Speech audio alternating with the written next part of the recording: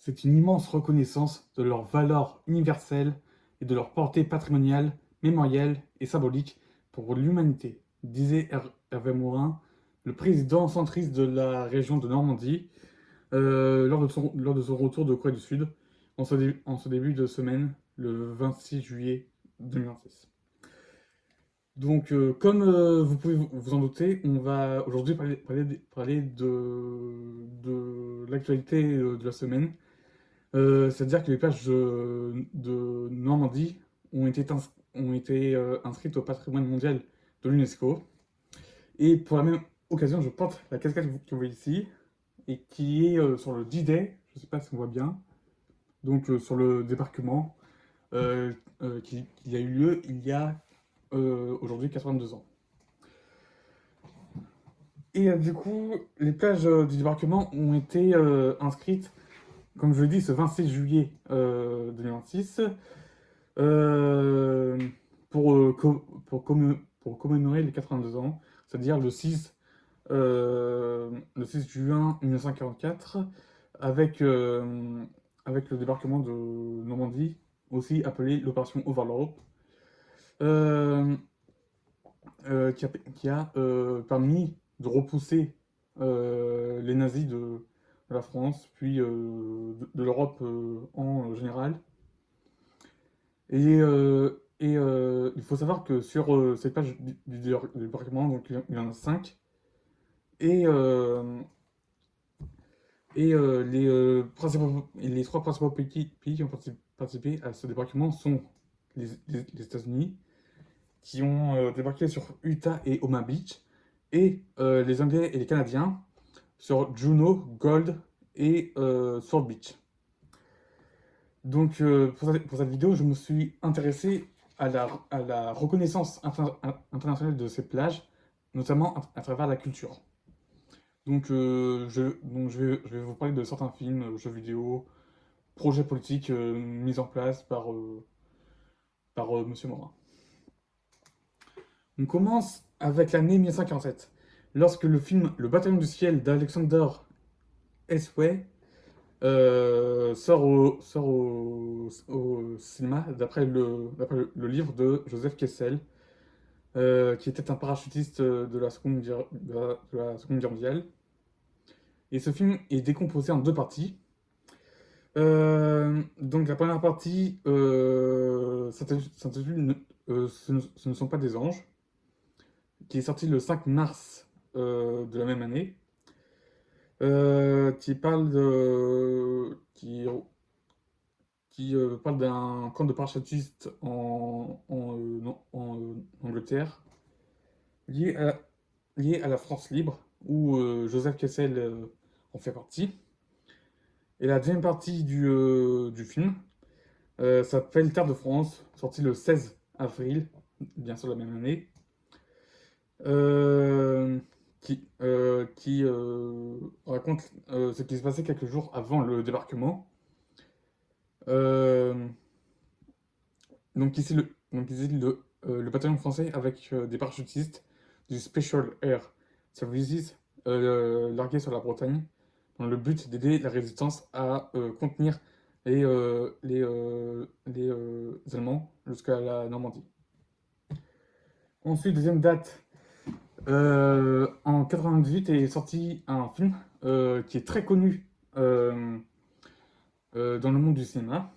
Donc, je parle bien évidemment de Il faut sauver le soldat Ryan de Steven Spielberg.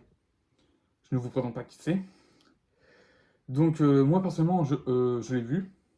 C'est un film qui m'a beaucoup touché et je vous conseille d'ailleurs de le voir si vous ne l'avez pas vu. N'hésitez pas à me dire en commentaire d'ailleurs si vous l'avez vu. Donc j'ai trouvé que dans ce film, on se mettait dans la peau de soldats du débarquement, euh, auxquels nous vivons les horreurs, les bombardements, les blessures euh, que les deux, que les deux, que les deux camps s'infligent. Euh, Et du coup, ça parle de la violence des combats alliés contre les Allemands. Ensuite, je vais vous parler d'un troisième film. C'est en 2011. Donc, c'est un film sud-coréen de Kang Jae-ju, désolé si je prononce mal, qui s'appelle Far Away, les soldats de l'espoir. Alors, c'est un film qui s'inspire grandement de la vie de Yang Kyun-jong, qui était un soldat japonais. Il avait d'ailleurs servi dans, euh, dans, trois, dans trois armées de trois pays différents. Dans un premier temps, c'était un soldat japonais, donc dans un contexte où le Japon s'étend beaucoup en Asie, notamment dans la Mandchourie, un territoire au nord de la Chine, et aussi de la péninsule de Corée.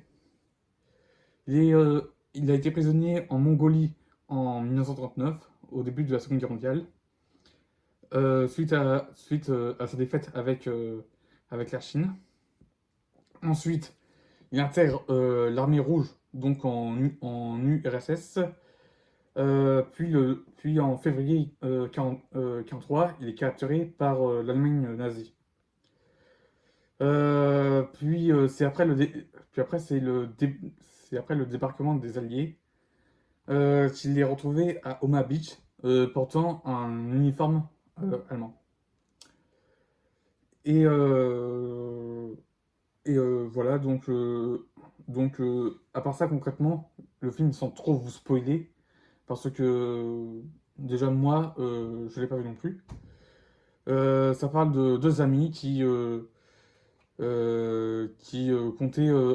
comptaient faire un marathon des futurs JO de Tokyo, des amis issus des amis coréens qui s'appelaient Yoon-sik et Tatsuo, dans un contexte où la Corée est annexée depuis 1910.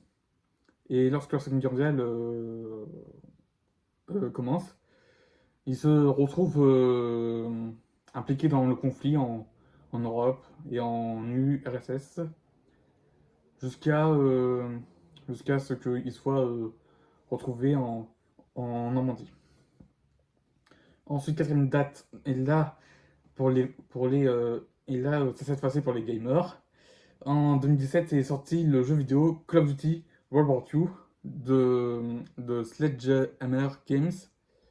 Et c'est un jeu vidéo qui est sorti sur PS4, Xbox One et Microsoft Windows. Et du coup, ce film-là parle concrètement, voire même, comme vous pouvez le voir dans le titre, de la Seconde Guerre mondiale. C'est notamment centré sur le débarquement en Normandie. Et c'est un jeu à la première personne, donc on peut vraiment se mettre à la peau du personnage, du soldat, vivre les combats, les horreurs, les conflits et tout. Et, euh, et voilà. Je comptais aussi vous avertir que les jeux Call of Duty en général, ce sont des jeux vidéo qui sont déconseillés au moins de 18 ans pour sa violence. Donc si vous êtes un peu jeune, je vous déconseille un peu d'y jouer parce que c'est violent. Et ensuite, cinquième date, et c'est plus récent, c'est plus de nos jours, donc en 2023, le Normandie Memory, qui a été fondé par le préfet de Normandie, Hervé Morin, fait polémique. Euh, Cet événement a lieu à Colombelles. Donc le Normandie Memory a été contesté par l'APAG, donc l'association des professeurs d'histoire géo de la région de Caen, le département d'histoire et de l'unité de recherche Histoire, Territoire et Mémoire ISME de l'Université de Caen et notamment des chercheurs spécialisés en Seconde Guerre mondiale. Il y a notamment une critique sur l'aspect commercial de l'expérience en lien avec l'actualité, donc liée à la souffrance.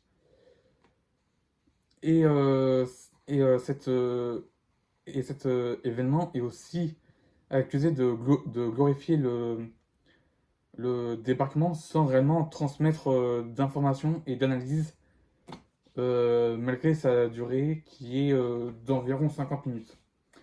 Pour conclure, j'ai 2 points à traiter sur cette reconnaissance internationale du débarquement en Normandie. Déjà, je voulais vous parler de l'influence planétaire. Donc, euh, l'Afrique, pour moi, est touchée parce que il faut se rappeler qu'à l'époque, l'Afrique était en grande partie occupée par les puissances coloniales européennes, dont la France, et que ces colonies participent donc à l'effort de guerre en Amérique, en Asie ainsi qu'en Océanie, et mener une guerre contre l'expansion japonaise, euh, notamment due à la participation de Yang Kyung-jong en Europe. Donc on peut voir que les Japonais sont aussi impliqués en Europe, faisant partie de l'axe avec l'Allemagne et l'Italie. Et bien sûr, l'Europe est directement concernée parce que l'Europe a été en grande partie occupée par l'Allemagne nazie et c'est dû aux Américains, aux Anglais et aux Canadiens que nous avons pu retrouver notre souveraineté, notre indépendance. Et je voulais aussi faire un dernier point sur l'actualité. Et je ne sais pas si vous avez vu récemment le film La bataille de Gaulle, enfin les 2 films. Mais pour moi, il y a une petite confusion entre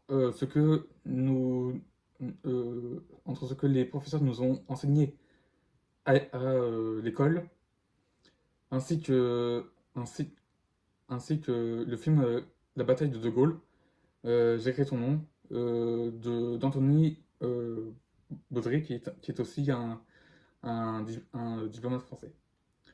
Je, je dis ça parce que il me semble qu'à l'école, on nous apprend que le débarquement organisé par les Américains, euh, c'était pour libérer la France et l'Europe de l'Allemagne nazie, aidée par l'URSS à l'Est et le Royaume-Uni et les Canadiens du côté de la Normandie. Donc ça, c'est la première vision qu'on a par l'école. Et aussi par Antonin Baudry, où il y a ici une volonté des États-Unis de gouverner, d'administrer, d'occuper la France, l'Italie et l'Allemagne à des fins, à des intérêts économiques, aidés notamment, enfin surtout même, par les Anglais et les Canadiens. J'espère que cette vidéo vous aura plu. C'était une vidéo un peu plus longue que d'habitude. Dites-moi en commentaire ce que vous avez pensé de cette vidéo. Si vous avez vu la plupart de ces films. Euh, et n'hésitez pas aussi à mettre un j'aime, un commentaire, à vous abonner à ma chaîne si ce n'est pas encore fait. Puis je vous dis à bientôt.